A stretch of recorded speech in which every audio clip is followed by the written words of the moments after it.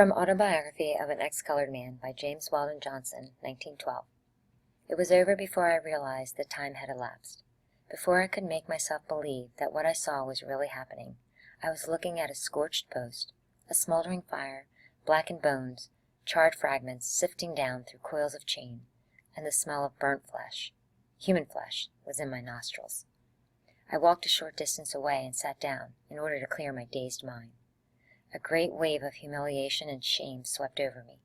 Shame that I belonged to a race that could be so dealt with, and shame for my country, that it, the great example of democracy to the world, should be the only civilized, if not the only state on earth, where a human being would be burned alive.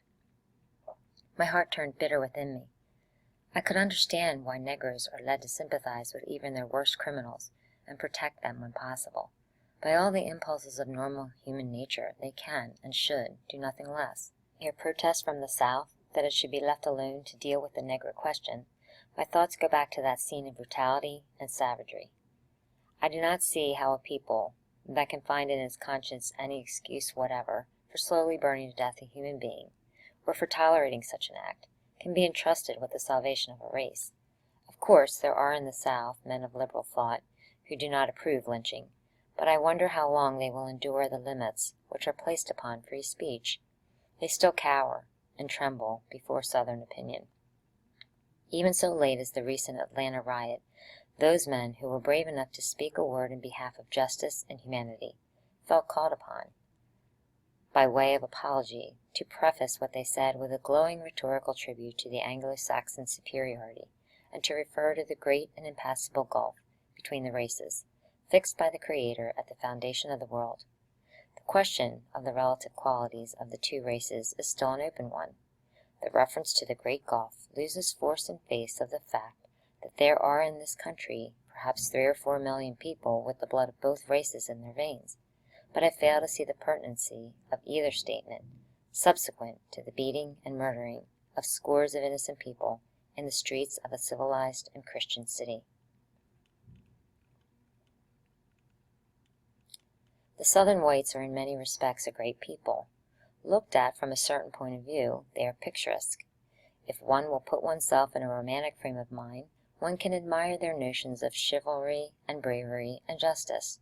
In the same frame of mind, an intelligent man can go to the theater and applaud the impossible hero, who with a single sword slays everybody in the play except the equally impossible heroine.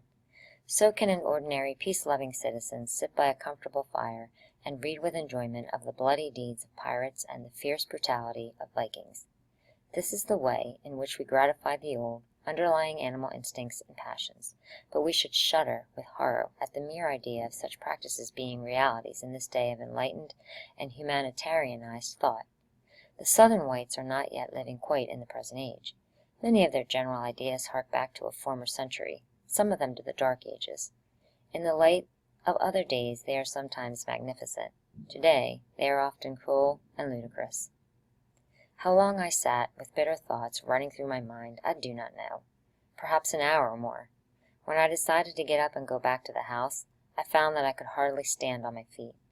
I was as weak as a man who had lost blood. However, I dragged myself along with the central idea of a general plan well fixed in my mind.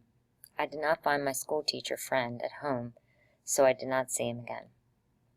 I swallowed a few mouthfuls of food, packed my bag, and caught the afternoon train. When I reached Macon, I stopped only long enough to get the main part of my luggage and to buy a ticket for New York.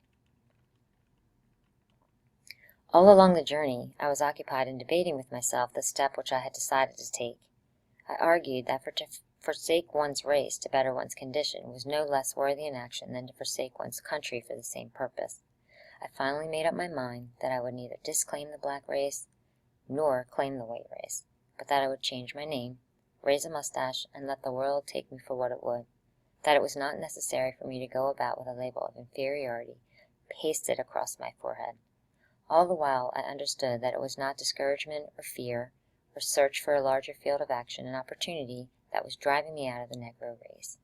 I knew that it was shame, unbearable shame, shame at being identified with a people that could with impunity be treated worse than animals.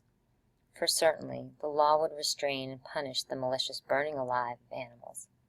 So once again I found myself gazing at the towers of New York and wondering what future that city held in store for me.